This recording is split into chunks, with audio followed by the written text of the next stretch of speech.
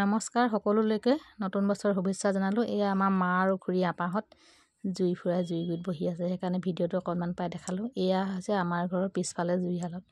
এইজন হৈছে মোৰ মানুহজন, এইফালে মোৰ ভাগিন, এইফালে মোৰ ভাগিন বোৱাৰীয়ে চব্জি বনাই আছে আৰু এইফালে মই জুইকুৰা ধৰি আছোঁ। এইফালে ভাগিন বোৱাৰীয়ে মাংস বনাই আছে। তেওঁ কিন্তু মাংস বনাই বৰ ভাল পায়, যিকোনো কৰিয়ে ভাল পায়। পিটিকাও খুব মজা বনায়। আপোনালোকে তেওঁক ওচৰতে হ'লে মাতিব পাৰে পিটিকা বনাবলৈ, মাংস বনাবলৈ, খাই বহুত টেষ্টি লাগে। আৰু আপোনালোকে এইফালে আছে আছাম ট্ৰেক্টৰ বুলি কয় সেয়া। তাৰপৰা সেইফালে লাও কাটি থৈছোঁ। আমি এতিয়া এই মাংস সেইখিনি খাম এতিয়া।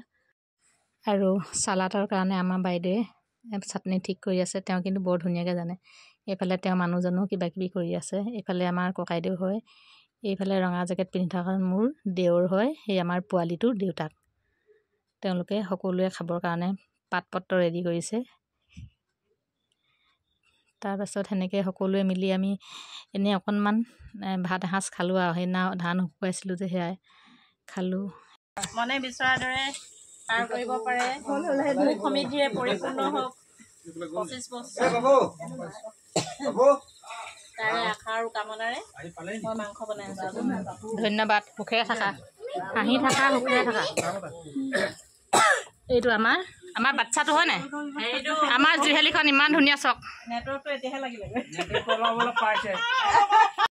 যিহেতু আমাৰ আজি মানুহজনৰ জন্মদিন আছিলে, সেয়েহে ভাগিনীয়েক আৰু বৌয়েকে মৰমতে অকণ কিবা লৈ আহিছে। খুব ভাল লাগিলে তেওঁলোক অহাৰ বাবে। বিশেষকৈ নিমন্ত্ৰণ দিয়া নাছিলোঁ বাৰু, তেওঁলোকে জানে যে আজি জন্মদিন বুলি। মানে আন্তৰিক সুখী হ'লোঁ আৰু তেওঁলোকে যে আহিলে, ফূৰ্তি এসাঁজ যি পাৰে তাকে আমি সকলোৱে মিলি খালোঁ, তাকে ভাল লাগিলে। চাওঁচোন বাৰু এতিয়া কি ওলাইছে। এয়া দেখিছেনে কিমান ধুনীয়া চুৱেটাৰ এটা লৈ আহিছে দেউৰকলে।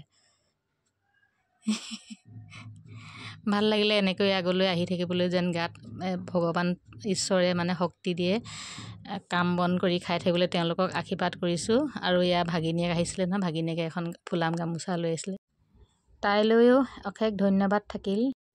ভাগিন বোৱাৰী আহিছিলে নহয়, তাইও এখন টাৱেল লৈ আহিছিলে, খুব ধুনীয়া লাগিছে টাৱেলখন। তাইও এনেকৈ হাঁহি ধেমালিৰে আগুৱাই যাওক তাৰে কামনা কৰিছোঁ। লগতে ছোৱালীকেইজনীৰ সৈতে, মানুহজনৰ সৈতে ভালকৈ থাকক। আজি মানুহজনৰ মোৰ দুয়োজনে পিছে একেদিনাখনে জন্মদিন হয়। মানে জন্মৰ মতে নাজানো আৰু কাগজৰ মতে একেদিনাখনে হয়। যিহেতু আগতীয়াকৈ মানে কি হ'ল, তাৰিখবিলাক লিখি নথয় ন, যিখন কাগজত চোৱাই সেইখন মানে ফালি পেলাই। সেয়েহে মানে আমাৰ ধৰি দিয়া তাৰিখটোকে আমি আজিলৈকে এনেকৈ আছোঁ আৰু। আপোনালোকে ভিডিঅ'টো ভাল পালে লাইক কমেণ্ট শ্বেয়াৰ কৰিবলৈ নাপাহৰিব।